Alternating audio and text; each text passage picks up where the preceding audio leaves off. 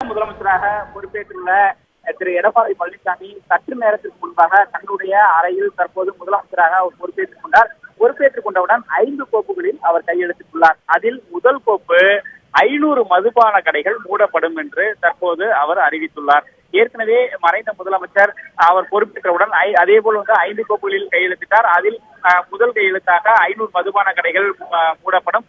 அதே போல் தாலிக்கு, அதாவது தாலிக்கு தங்கம் அந்த திட்டத்திற்கு 4 கிராமிலிருந்து 8 கிராமாக அது உயர்த்தப்படும் என 5 கோப்புகளில் கையெழுத்திட்டார். அந்த வகையில் தற்போது முதல் கையெழுத்தாக டாஸ்மாக் கடைகள் 500 கடைகள் மூடப்படும் என்று அவர் தெரிவித்துள்ளார். அந்த தகவல் தான் தற்போது கிடைத்துள்ளது. நாம் செய்தியாளர் சந்திப்பு நடக்கக்கூடிய அந்த இடத்தில் இருக்கிறோம்.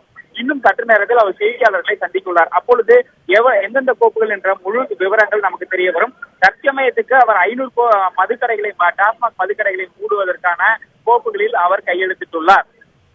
ராஜா, தற்போது தலைமைச் செயலகத்திற்கு யார் யாரெல்லாம் வருகை தந்திருக்கிறார்கள்? இது குறித்த விவரங்கள் இருக்கா ராஜா? அதாவது முதலமைச்சர் திரு எடப்பாடி பழனிசாமி தலைமைச் செயலகத்திற்கு வந்தவுடன் அவரை தலைமைச் செயலாளர் கிரிஜா வைத்தியநாதன், சென்னை மாநகர காவல்துறை ஆணையர் மற்றும் உள்துறை செயலாளர் அபூர்வ வர்மா உள்ளிட்ட போலீஸ் உயர் அதிகாரிகள் மற்றும் அவருடைய செயலாளர்கள் ஆகியோர் அவரை முதலமைச்சர் செயலாளர்கள் வரவேற்றனர். IPS அதிகாரிகளும் அவரை வரவேற்றனர். அதன் பிறகு அவர் தன்னுடைய அறைக்கு சென்று அவர் கையெழுத்திட்டார். அப்பொழுது மூத்த அமைச்சர்கள் அவரை, அதாவது செங்கோட்டையன் மற்றும் திண்டுக்கல் சீனிவாசன் உள்ளிட்ட மூத்த அமைச்சர்கள் தற்போது அவரை வரவேற்பு அளித்தனர். அதற்கு அடுத்தபடியாக அவர் கோப்புகளில் கையெழுத்திட்டார். அதில் டாஸ்மாக் குறித்த கையெழுத்து, இரண்டாவதாக வறட்சி மற்றும் குடிநீர் தொடர்பான அதாவது குடிநீர் மற்றும் நிவாரணம் கொடுப்பதற்கான கோப்புகளில் அவர் கையெழுத்திட்டுள்ளார். அதன் பிறகு அமைச்சர்கள் அவருக்கு தொடர்ச்சியாக வாழ்த்து தெரிவித்தனர். அனைத்து அமைச்சர்களும். இன்னும் சற்று நேரத்தில் அவர் செய்தியாளர்களை சந்திக்கப் போகிறார். நாம் இருக்கக்கூடிய இடம் செய்தியாளர்கள் அறை. இந்த அறையில் அவர் செய்தியாளர் சந்திக்கிறார். இதற்கு முன்பு இதே இடத்தில் தான் மறைந்த முதலமைச்சர் ஜெயலலிதாவும் செய்தியாளர்களை சந்தித்தார். அதாவது இன்றைய இவர் பதவியேற்றதில் ஒரு குறிப்பிடத்தக்க விஷயம் என்னவென்றால், இதற்கு முன்பு 3 முறை தற்போது அதிமுக இருக்கக்கூடிய சிறு இடர்பாடுகளும் முதலமைச்சராக பதவியில் இருந்த பன்னீர்செல்வம் முதலமைச்சர் பயன்படுத்திய அறை, ஜெயலலிதா பயன்படுத்திய அறை அவர் பயன்படுத்தவில்லை. அவருடைய அறையில் மட்டும்தான் இருந்தார். ஆனால் எடப்பாடி பழனிசாமி மறைந்த முதலமைச்சர் ஜெயலலிதா எந்த அறையிலிருந்து தன்னுடைய பணியை தொடங்கினாரோ அதே அறையிலிருந்து தற்போது தன்னுடைய பணியை தொடங்க உள்ளார். இன்னும் சற்று நேரத்தில் அவர் செய்தியாளர்களை சந்திக்க உள்ளார். அதற்கான ஏற்பாடுகள் தற்போது செய்யப்பட்டுள்ளது. ஏராளமான செய்தியாளர்கள், தமிழக ஊடகங்கள் மட்டுமல்லாமல் வட இந்திய ஊடகங்களும் இங்கு அதிக அளவில் வந்துள்ளன. செய்தியாளர்கள் 100க்கும் மேற்பட்ட செய்தியாளர்கள் இங்கே உள்ளே அமர்ந்திருக்கின்றனர். இன்னும் சற்று நேரத்தில் அவர் செய்தியாளர்களை சந்திக்க உள்ளார். அவரிடம் பல்வேறு கேள்விகள் வைக்கப்பட உள்ளன. இன்னும் அந்த 5 கோப்புகளுடைய விவரங்களும் இன்னும் முழு அளவில் நமக்கு கிடைக்க வரும். எந்தெந்த விவரங்கள் முழுமையாக தெரிய வரும். பல்வேறு கேள்விகளும் அவரிடம் எழுப்ப வாய்ப்புள்ள செய்தியாளர்கள்.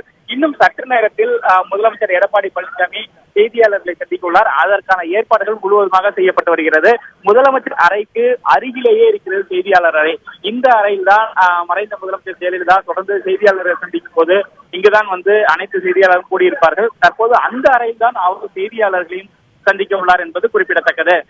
ராஜா, தற்போது முதலமைச்சர் பழனிசாமி அவர்கள் கோப்புகளில் கையெழுத்திருக்கக்கூடிய காட்சிகளை நாம் பார்த்து வருகிறோம். அதன் பிறகு செய்தியாளர்களை சந்தித்த பிறகு அவர் தலைமைச் செயலகத்தில் இன்று மேற்கொள்ளக்கூடிய முக்கிய பணிகள் என்னென்ன ராஜா? 5 கோப்புகளில் கையெழுத்து விட்டார். அதன் பிறகு செய்தியாளர்களை சந்திக்க உள்ளார். இந்த செய்தியாளர் சந்திப்பு என்பது 30 நிமிடத்திலிருந்து 45 நிமிடங்கள் வரை நீடிக்கும் என எதிர்பார்க்கப்படுகிறது. அதன் பிறகு பல்வேறு துறையினுடைய அதிகாரிகள் முதலமைச்சருக்கு வாழ்த்துக்கள் தெரிவிப்பார்கள். ஏற்கனவே அமைச்சர்கள் தெரிவித்து விட்டனர். மூத்த அதிகாரிகள் மட்டும் தெரிவித்தனர். அதேபோல் பல்வேறு துறைகளுடைய அதிகாரிகள் மற்றும் முக்கியமான நபர்கள் முதலமைச்சருக்கு வாழ்த்து தெரிவிப்பார்கள். இன்றைய பணி என்பது முழுவதுமாக அவருக்கு அனைவரும் வாழ்த்து தெரிவிப்பார்கள், வாழ்த்துக்களை பெற்றுக் கொள்வார். அது போன்ற அவருடைய அகவல் தான் இன்று இருப்பதற்கான வாய்ப்புகள் இருக்கிறது. அதன் பிறகு அவர் தொடர்ந்து அதிகாரிகளுடன் ஆலோசனையும் நடத்தப்பட உள்ளதாக தெரிகிறது. முக்கியமான தற்போது இந்த குடிநீர் பிரச்சனை மற்றும் வேறு எது போன்ற பிரச்சனைகள் உள்ளன என்பது குறித்து அதேபோல் அதிகாரிகளுடன் ஆலோசனை நடத்த உள்ளதாக தெரிகிறது. அதேபோல் போலீஸ் உயர் அதிகாரிகளும் இங்கு வந்துள்ளனர். அவர்களிடமும் தற்போதைய சட்டம் ஒழுங்கு நிலை, இந்த அதிமுகவினர் தொடர்ந்து ஆர்ப்பாட்டம் போராட்டம் 22ஆம் தேதி உண்ணாவிரதம் அறிவித்துள்ளனர். இந்நிலையில் இது போன்ற சூழலில் மேற்கொள்ள வேண்டிய நடவடிக்கைகள் குறித்தும் அவர் ஆலோசனை நடத்தலாம் என எதிர்பார்க்கப்படுகிறது.